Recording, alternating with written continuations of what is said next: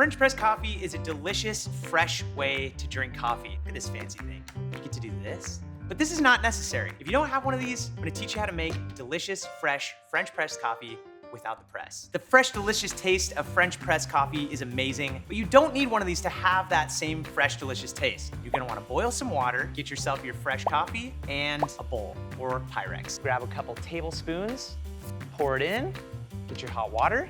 Make sure you get all your grounds wet. Let this mixture sit for a few minutes. I gotta smell this while it's...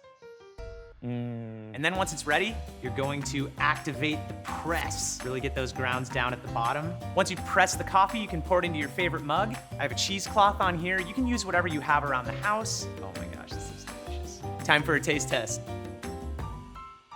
It worked, it's so good. Cheers, and there you have it. Some delicious DIY French press coffee. You don't need to get depressed about your coffee making. Keep it real good.